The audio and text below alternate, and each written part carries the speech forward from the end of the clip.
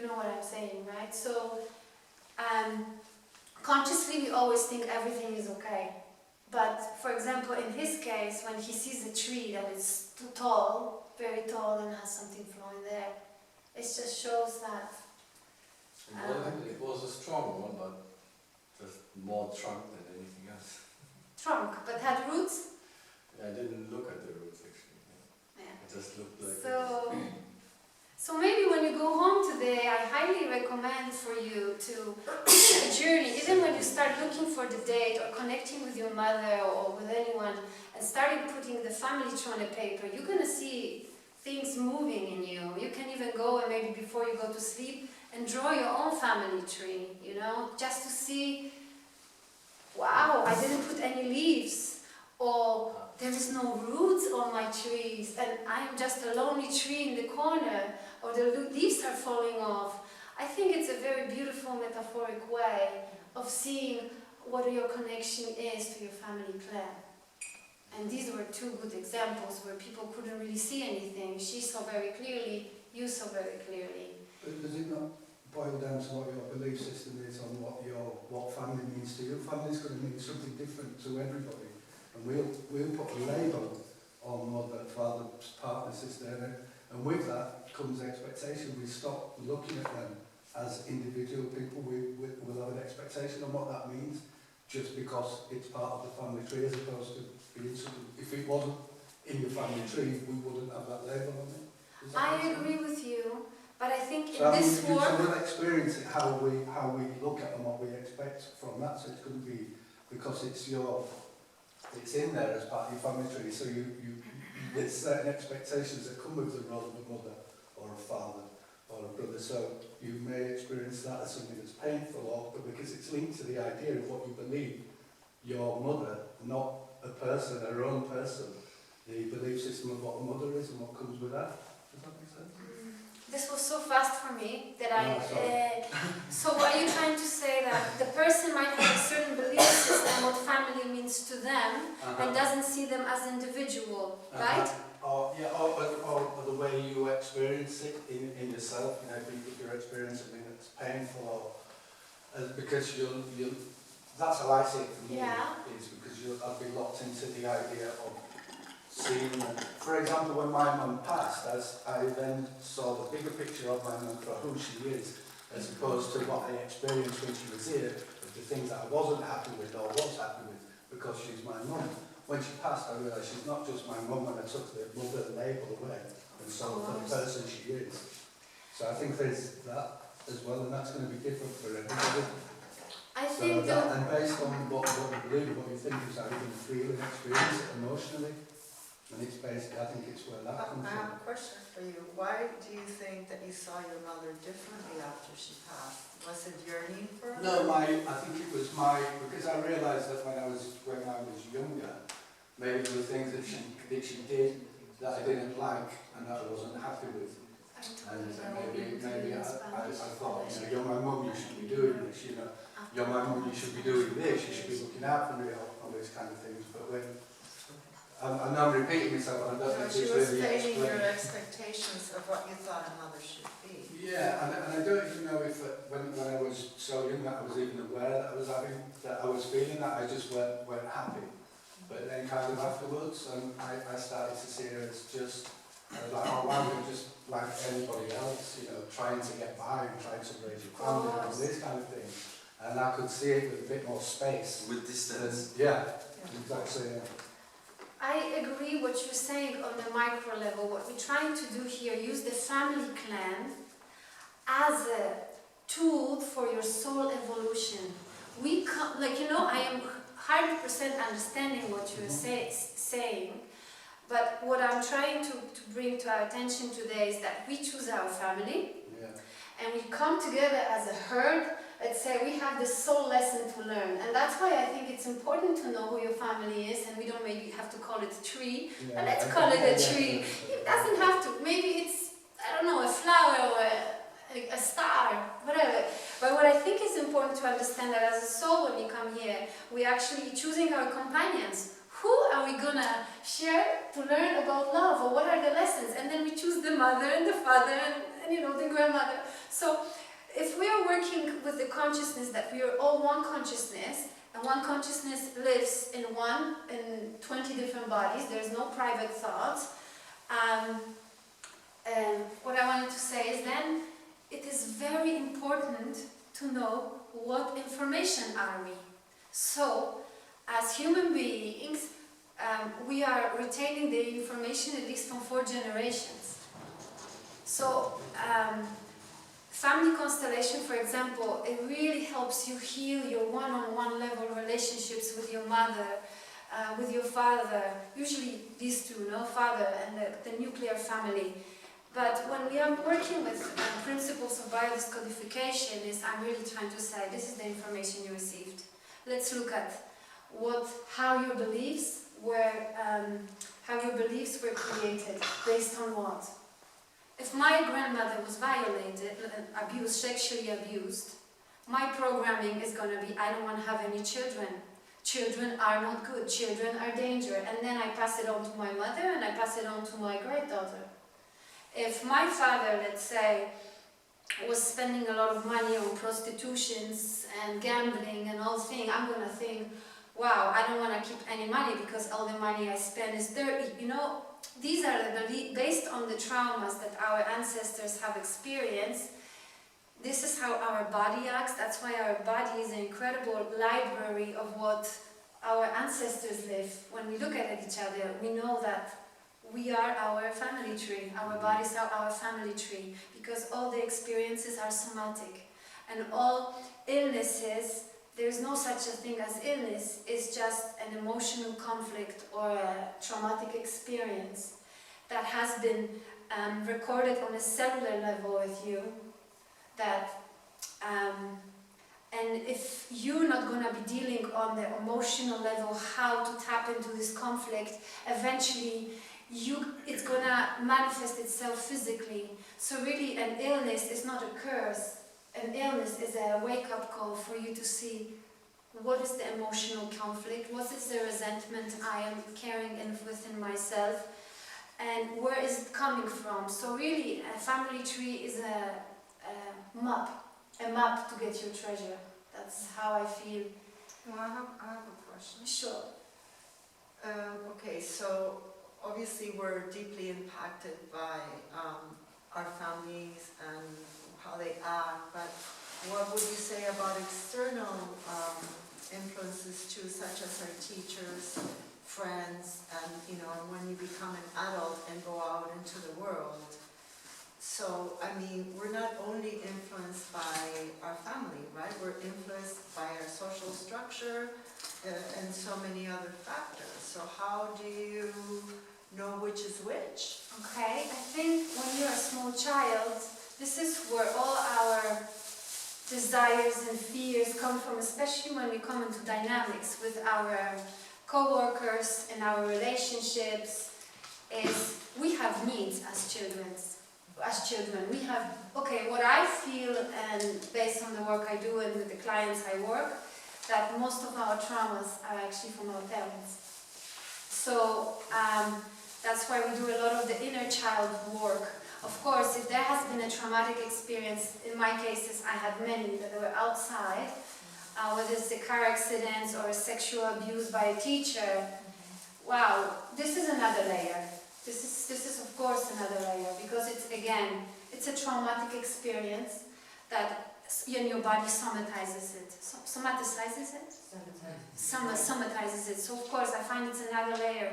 But most of our traumas come from our parents because our needs are not met. I'm busy, I cannot love you, I cannot feed you, I'm at work. If I work, I cannot look after you, I am a single mother, so we're all looking for love. So what we're looking actually in this world is we're either loving or we're calling for love. And until our relationships and our dynamic with my mother or my father is not healed, I'm going to go in a relationship with this man over there or this man over there, and I'm going to be asking him to be my dad. That's why sometimes you see where you're in a relationship with a man, and later on you'll be able to see by the dates that very often you'll be with your dad in a relationship. And if you want to have kids, you won't be able to have it because the unconscious, and the unconscious will say this is an incestuous relationship, and you'll be trying to have children for let's say 10 years and nothing will happen. Okay, so going back to your question, I think your layer is very, very important, but we want to look at the primary layer. Are my needs being met? And in most of our kids, our mothers were either busy, they were single mothers, or partying mothers, or our grandmothers raised us. So of course, we never have felt like we've been loved. So when we go into this world is, wherever we can get, just love me. No, you love me, you love me. And this is, I think this is, I would say, the first step at healing the relationship with yourself, where you talk about self-love, and then a healing relationship with your mother, especially as a woman, and of course as your father as well. And once you have this, you will be able to look at with more humility and humbleness, saying, wow, but my mother's mother, she was never around, so how could my mother learn to love me? And if my mother's mother was having 5 kids, and so you will see that the information your mother has received not to love you wasn't her, so you'll be able to forgive, but then you will be able to see the bigger picture. Where did the conflict begin? Was it the war? Was it adult? You know, many, many, many different things. So that's why traumas are one thing, and then the healing the nuclear family relationships are another thing. And looking beyond that, what information have our parents received? So, yeah, basically what I want to work with you today is teach you how to fish. I don't want to fish for you. I'm going to say, hey, here are a few things. When you're going to meet this person, you're going to understand, doing some work with my mother. Okay. You want to say, fuck, I'm with my mother in a relationship again. You're going to breathe in and you're going to say, wow, my mother, what still else to do with her? Okay, all right, we're in a relationship, but at least I know what work I'm doing. At least I am not being frustrated, I'm not projecting outside, and I'm staying in my power. So, why I'm bringing this information to you, and especially in English, is because it's been 2 years. I've been feeling more empowered, more responsible, more coherent in my life. After I started doing a lot of work on family constellation, the Course in Miracles, and using the principles of biodescodification, which are principles that are helping you to look at the physical symptoms and help you go back and find the original conflict where it had begun. And I am using a family tree to help you guide to identify where the conflicts began. And I really feel that once we start taking responsibility ourselves and not looking for outside that somebody cures us, whether it's an emotional or physical illness, it becomes a beautiful journey. You see that the life is not against you, that you are not a victim and there's no perpetrator. You're just saying, I'm a creator of my own life, I have these tools. I might not understand, you still might have to go to the hospital and, go deal with your cancer, and you can ask me after different symptoms you have. I can maybe guide you towards the emotional conflict. You might still have to go through some surgery because there might be some lessons to learn, but at least you haven't given your power away. And these tools that I want to present with you is basically remembering who you are, and don't give your power away, because it's all in you. And I think the more you know who you are, you'll be able also to take the gifts you have from your family tree, your grandmother. I'm sure there were a lot of assets, incredible assets, that are still in you, that you can bring into your potential. But sometimes you'll find that you hit the age of 30, and you say, all of a sudden I lost money, I lost the house, I'm screaming at the man. I was never screaming at any man. You will see that the program is activated in you. Then you go back into your family tree and say, what happened to this woman who I have affinity with, that happened to her at when she was 30? And you will see that sometimes the traumas that our grandmothers live, our mothers don't live, or our fathers, but it skips a generation and it comes to us, and we say, why am I being so, why it's now? I've had all this money, I've had a house. It's because the program activates sometimes at different ages, when it has activated in our grandmother, activated at the same time. There's so much information I want to share with you, but more than anything, I want to talk to you about coherence. Do you know the word coherence? No. Yes? No, I don't know. Where are you from? Italy? Italy. In Italian, maybe coherencia. Coherencia, okay. Okay. Mit Kohärenz. sich einig, nee, Aber ich weiß nicht ganz in genau. deiner Wahrheit zu stehen, weißt du? Ja. And why I want to speak emotional, physical, and mental coherence is, give me a flavor of coherence. Really? Huh? What is, Solara knows coherence. Coherence is when everything works together in harmony. Symbiosis. Not necessarily. I think it can be also like rough, but really you think that's it, or that's really it, even if it's rough. No, coherence, there is nothing rough or challenging. Coherence means you've moved out of the difficulty into coherence, into a place where you understand and everything comes together. It works, it flows in harmony. Coherence also means is what you do, what you say, and what you feel is aligned. Zusammenhänge verstehen. Was hast du gesagt? Zusammen? Zusammenhänge verstehen. Oh la la, was ist so ein großes Wort, ne? So ein kleines Wort. German is a very direct. Sounds like this, coherence. Okay. Coherence implies that there's more than one thing. So that there's coherence between this and that. So it's like when you're saying that your heart, mind and body are aligned, there's coherence. It makes sense. It's like logical, consistent, but more than anything, coherence is so important in our life, because if we are, say with the grandmother case, if I don't want to go help her, but I feel like I need to, I am not aligned with my heart, with my mind, and sometimes with my body. If somebody wants to make my love to me, a man, and I don't want to do it, and I still go do it, I might get a yeast infection or something else. So the body really, really knows. And why I want to talk about coherence, and especially emotional coherence, because we want to prevent physical illnesses before they happen to us.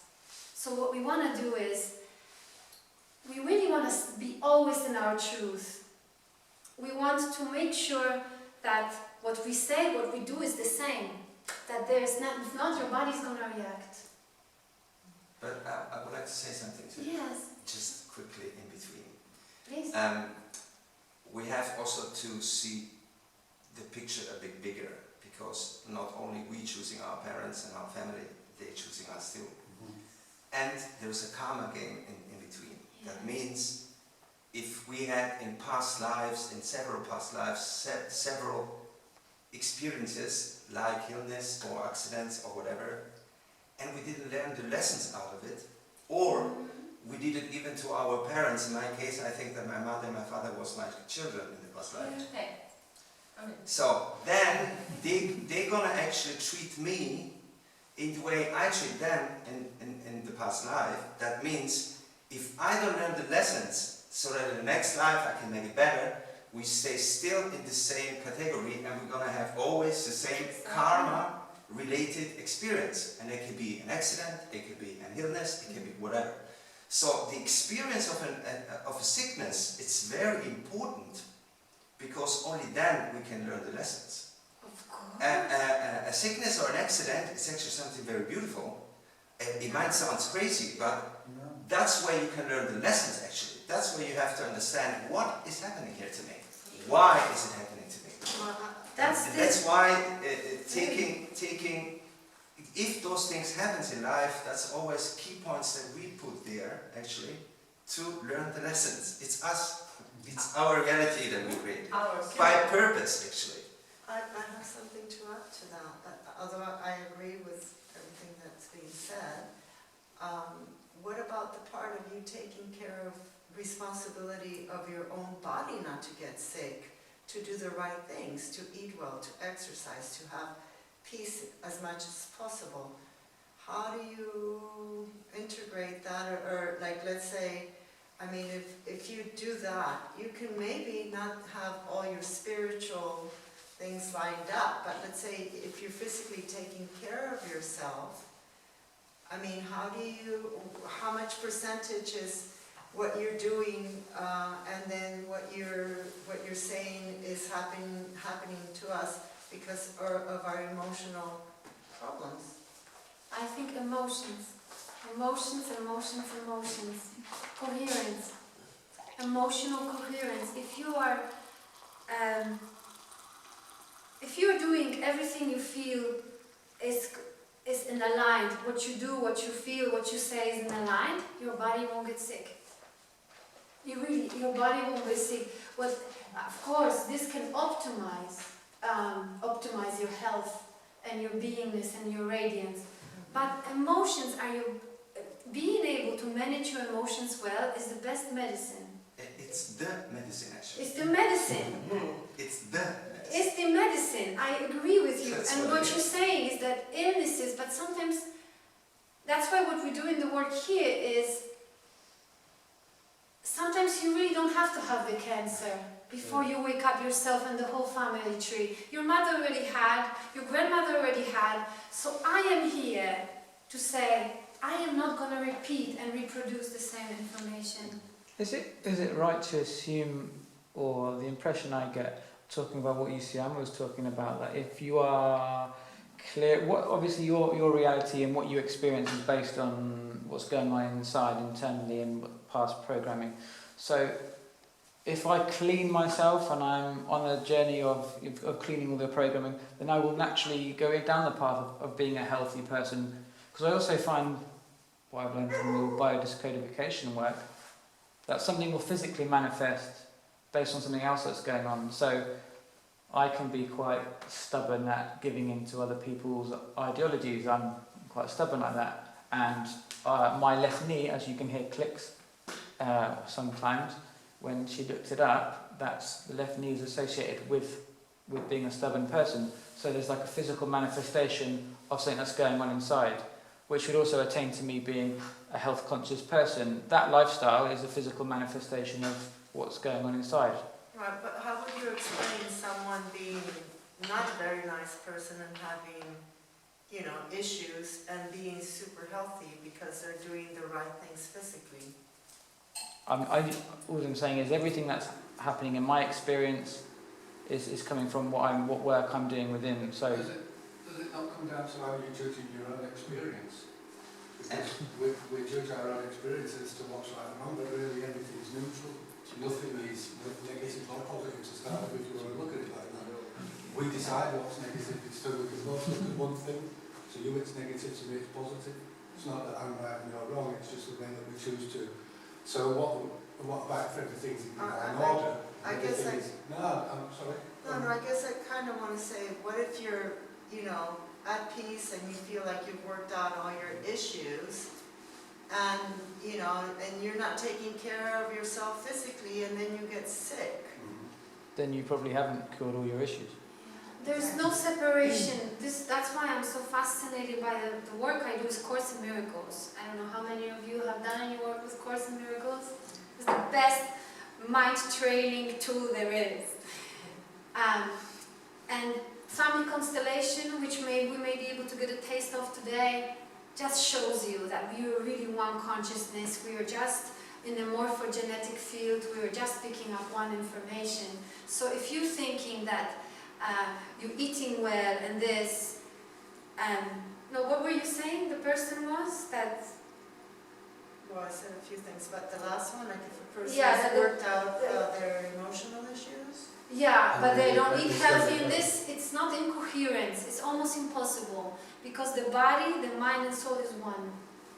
Really, it's. I don't But really. this is, but it's- this is just like a snapshot as well. If you're multidimensional, but I believe that for me personally, Yeah. I don't question it. Everything's in divine order, so it's not that anything's wrong. It may look wrong. You may choose to experience it in that way, but for me, it's to stop fighting with the things that maybe appear to be that way and just let them be, and stop and not judge myself for whatever's going on, or not judge someone else for the way it's being experienced. So like, Because it's like being a host with yourself on a universe, but really it's not. It's as it should be. so like those people that have like really, really huge weight problems and all that, is it because they really don't want to face their issues, or they don't want to, I mean, what is that all about? I would like to say something to it. It's very easy to understand. Not all souls have the same age. There is souls that are further developed because they reincarnated already thousands of times, and the souls that are not so reincarnated. And if a soul is for the first time on the planet, they can do, for example, whatever they want. They don't understand as yet the karma effects that it's going to have in the further lives. They're going to experience this. So it can be that somebody is really having an amazing life, lots of money, doing the worst thing you can, creating stuff that kills millions of people. And you ask yourself, how is this possible that this guy is having such a life but doing such bad things? Maybe this is a new soul without knowing what is he doing. And he's going to definitely pay the price in further lives. You are coming to Ibiza for the first time. So that's something that has to be also to be understood, because also in families there is some souls that don't have the development karma technically because of the ages of other family members. So I'm definitely an older soul than my mother, for example, is. I know that, I'm aware about this. Also I'm older soul as my father is. I may be not an older soul as my sister is, but I'm an older soul as my brother is. So do you see, all this constellation creates a completely different paths of life of my own family. So of course, if you don't see all those things, then you might think, why is my mother acting like this to me? Because you don't understand that she doesn't have the experience that you have, and that's why is she acting like this. In my case, I learned to forgive my mom, and to love my mom even more than I did before subconsciously, and now consciously, because I understood on a certain point, she's younger than me, she's a baby. She doesn't know lots of things. You need to give the love to her. Exactly. From her. Exactly, and that's changed a lot of things once you understand that souls, even if they are your great mothers, can be children. Definitely. And even when you speak about, like, there's so much, there's so much to being one human being. There's so many layers. There's the society, there's, as you said, the past life, the regression, the dynamics in the past life with every one of us. I think the family is really it's very tangible. It's really tangible. And more than anything, they say, if you think you're enlightened, go spend a weekend with your family. That just shows you that all the information is there. And when I was saying, that anything that you label bad goes into this kind of trash can, bad. And then unconsciously you project, this needy man, and this guy, he's so aggressive. Is this because I labeled, or I had an experience and I put it that being aggressive is wrong, and then I think he's aggressive. Meanwhile, I remember how my father was aggressive. And really, guys, we are here really just cleaning, but let's have fun while we're doing this, and let's do it, as you said, let's empower ourselves with the information. So what I'm doing today, in my humble opinion, is sharing information that I wanted to share already 2 years ago. When I met this boyfriend, well, he was my, when you meet a twin flame in your life and you think like, wow, I met this twin flame. Usually why they're called symbolic and twins, and energetically they're the same. You're born on a similar day, or you're the same star sign, right? So he's Aquarius, I'm Aquarius. Anyways, I'm gonna go into this story. What happens is he's I know the story. he's like, listen, I want to know why I'm here with you. So what is your date? Can I see your family tree? Literally. my family tree. I mean, what do you mean? We're so connected on a soul. We did, ayahuasca, and all is good, Family tree. So I'm calling my parents. I'm like, Mom, I'm with this boyfriend. I mean, he's amazing. But he wants to see my family tree. And my mom was like, I don't remember anything. He's like, no, I want to see your family tree. I sent it to him. We spent a day together, and then he looked at my family tree. He has, here I have a program of not having children. Your tree is toxic. Then he goes, this is what happens. This. He completes it. And I'm like, what? And I was already 35 or something. Or something, right? So anyway, what I'm trying to tell you is how this story began. So I'm like, I have a program not to be a mother? How does he understand that? Like, the next thing into another, I end up doing my training in family constellation based on the principles of biodescodification. But biodescodification was so mental, I fell in love with family constellation, so I launched myself being a family constellation person. And then for him, I was looking for biodescodification. How can I learn more and more and more? And only information in Spanish. So I asked him, look, can we do something in English? Nothing. I waited, and here I am. I'm sharing you this information because I really believe when we empower ourselves with information, this is how we're able to have less stressful lives. So I really feel that family tree is the way to go, and I really want to talk about the unconsciousness. 90% of what we manifest is unconscious. And 90% of what we project is unconscious. Because we don't project consciousness, we project unconsciousness. What are the qualities of unconsciousness? Qualities of unconsciousness are, there is no future, there is no present. There is no future or past, this present moment. So the unconscious information that you have from your grandfathers or great-grandmothers, whatever it is, lives in you right now. It's flowing through you. So you have basically all this, people talking. And when you're trying to resolve emotional conflict that you think you've done, you go across like a labyrinth, You go like this, and you're like, wow, I've been here before. So really, until we're not going to transform the information that we receive from our grandmothers and great-grandparents, we're going to be producing the same children, the same information. What happens? When the tree is really, really toxic, women are going to have a lot of abortions or they won't be able to have children. Most infertilities are 90% unconscious. Is the family tree saying, stop? No more reproducing this trash. Okay, what happens if you're going with IVF or something? There are so many couples who start IVF if they're not going to have children. Where I'm thinking about, wait, the nature says, okay, this is not